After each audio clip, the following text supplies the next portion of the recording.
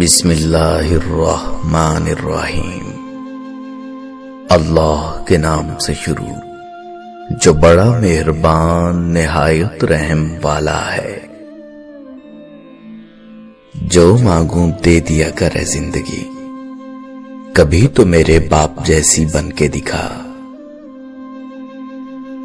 کبھی وقت ملے تو اپنے والدین کے چہروں کی طرف دیکھنا، آپ کو پتہ چلے گا کہ آپ کا مستقبل بناتے بناتے وہ خود کتنا ٹوٹ چکے ہیں۔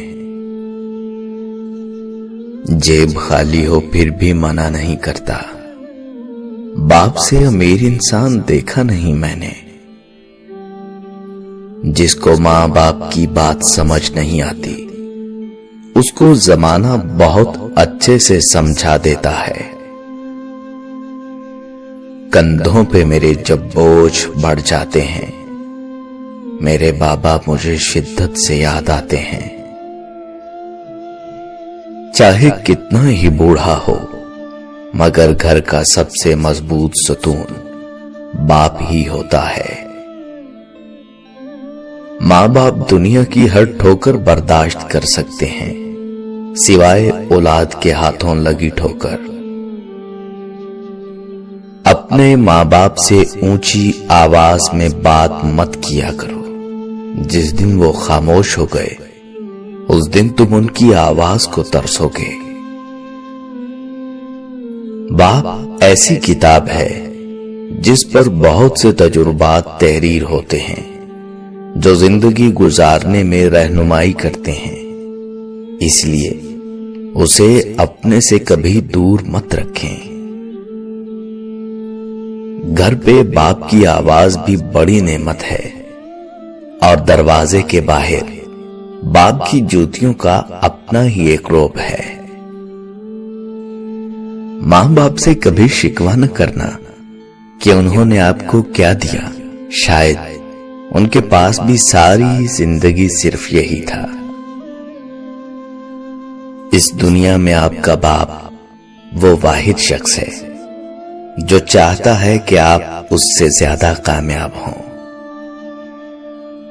قیامت سے کم نہیں ہوتا وہ دن جس دن ماں باپ میں سے کوئی ایک نہیں ہوتا۔ اللہ پاک سب کے سروں پر والدین کا سایہ سلامت رکھے۔ ماں کے پاؤں تلے جنت ہے، لیکن یاد رکھو باپ کی ناراضگی تمہیں جہنم میں نہ پہنچا دے۔ جس کو ماں باپ کی بات سمجھ نہیں آتی، اس کو زمانہ بہت اچھے سے سمجھا دیتا ہے۔ ماں کی جتنی ضرورت ہمیں بچپن میں ہوتی ہے، اتنی ضرورت ان کو بڑھاپے میں ہماری ہوتی ہے۔ باپ کی اپنے بچوں کے حق میں کی گئی دعا سیدھی اللہ پاک تک جاتی ہے۔ ماں باپ کی نافرمانی موت سے پہلے موت کا اعلان ہے۔ باپ کی موجودگی سورج کی مانند ہوتی ہے۔ سورج گرم ضرور ہوتا ہے، مگر سورج نہ ہو تو اندھیرا چھا جاتا ہے۔ باپ کا ہاتھ پکڑنا سیکھو، زندگی بھر کسی کے پاؤں پکڑنے کی نوبت نہیں آئے گی۔ باپ کی دولت نہیں، سایہ ہی کافی ہوتا ہے۔ بے شک ماں کے قدموں کے نیچے اگر جنت ہے تو باپ کے بنا بھی جنت کا دروازہ نہیں کھلے گا۔ باپ وہ عظیم ہستی ہے جس کے پسینے کی ایک بوند کی قیمت بھی اولاد ادا نہیں کر سکتی۔ ایک مدت سے پکارا نہیں ابو کہہ کر، ایک مدت سے ہوا یہ لفظ رخصت گھر سے۔ بوڑھا ہو گیا ہوں میں، تھوڑا وقت دے دیا کر، بیٹھ کر دو چار سہی پر مجھ سے باتیں کیا کر۔ تو ہی میری لاٹھی ہے، تو ہی میری روشنی، کچھ پل کے لیے ساتھ میرے راستہ طے کیا کر۔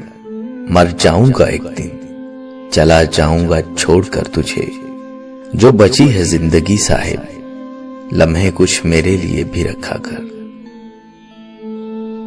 ایک عمر اپنے بیٹوں کو انگلی تھمائی، پھر بوڑھے نے ایک دکان سے لاٹھی خرید لی،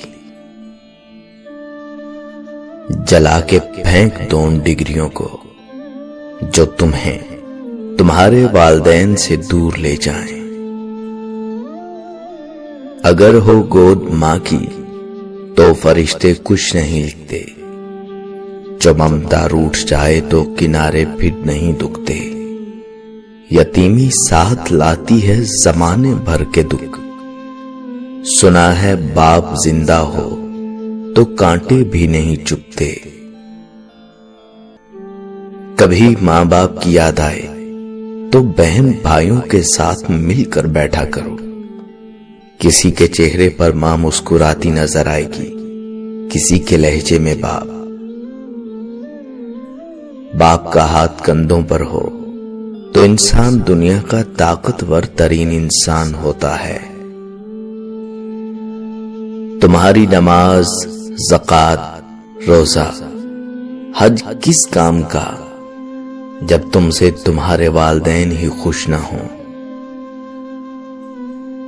سب سے برا وقت وہ ہے جب تمہارے غصے کے خوف سے تمہارے ماں باپ اپنی ضروریات اور نصیحت بیان کرنا چھوڑ دیں۔ ہزاروں کی کمائی ہے مگر بھاڑ میں جائے، مجھے اپنے ابو جان کے ہاتھوں ایک 10 کا نوٹ لینا ہے۔ اے اللہ پاک، ہمت اور طاقت عطا فرما اس والد کو جو اپنے بچوں کے لیے بہت محنت کرتا ہے، اور مغفرت فرما ان کی جو اس دنیا سے چلے گئے۔